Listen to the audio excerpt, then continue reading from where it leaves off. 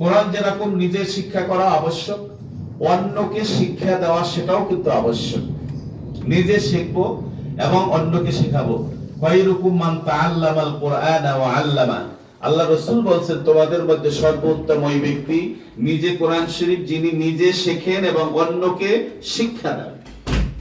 আপনারা আমরা যারা গার্ডিয়ান আছি আমরাও যদি নিজেরাও শিখি বাসায়, আবার আমাদের ছেলে মেয়েদেরকেও যদি আমরা শিক্ষা দেই, তাহলে কিন্তু আমরা রাসূল সাল্লাল্লাহু আলাইহি ওয়াসাল্লামের এই হাদিস অনুযায়ী সর্বোত্তম মানুষ কিন্তু আমরা হইতে পারি। এরপরে পঞ্চম নম্বর হলো কোরআন হেফজ বা মুখস্থ করা। কিছু কিছু অল্প অল্প করে হলেও আয়াত আমাদের প্রতিদিন মুখস্থ করা উচিত।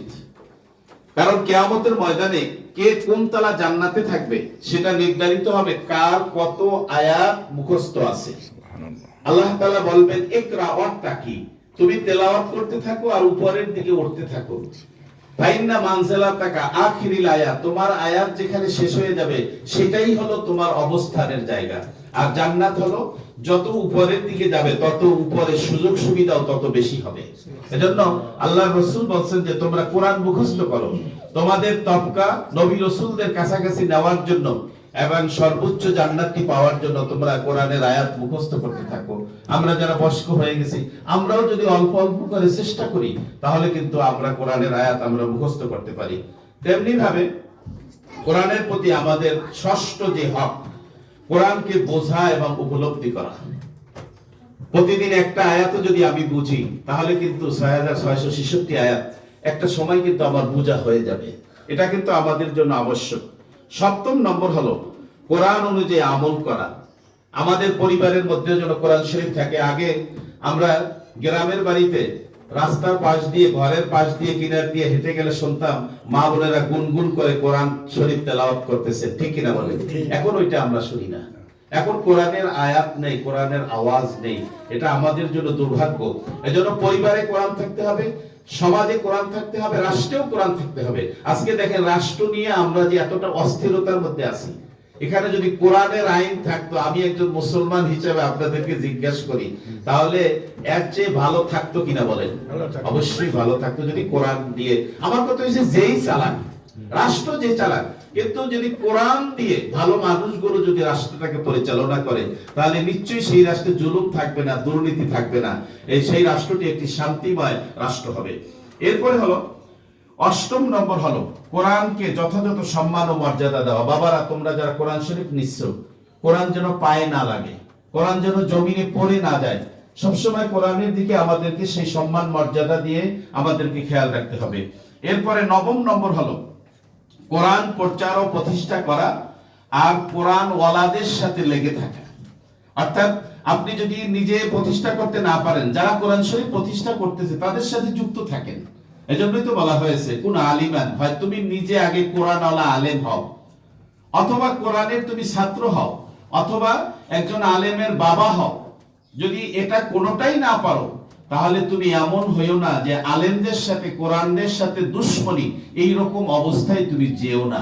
অর্থাৎ তুমি একটা পজিটিভ মাইন্ডে থাকো, যারা কোরআনওয়ালা, আল্লাহওয়ালা, তারপরে কোরআন যারা মানেন, কোরআনের সাথে তুমি ওইভাবে সম্পৃক্ত থাকো।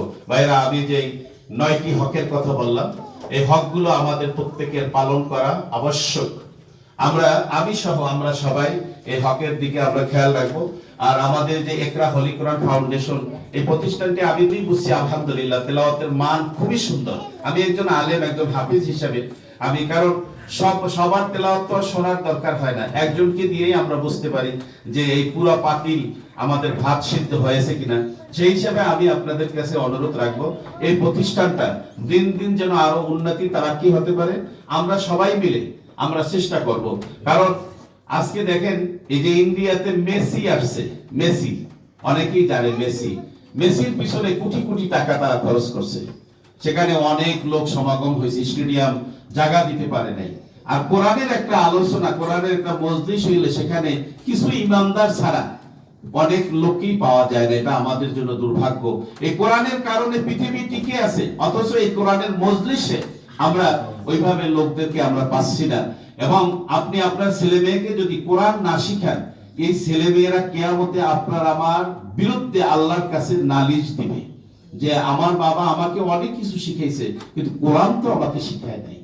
ভাইরা, সেই জবাবদিহিতা থেকে বাঁচার জন্য আমাদের তো মরতে হবে, অল্প অল্প করে আমাদেরকে জান্নাতের দিকে যেতে হবে। ফামান যুহজিহা আনিন নার ওয়া উদখিলাল জান্নাতা ফাকাদ ফাজ।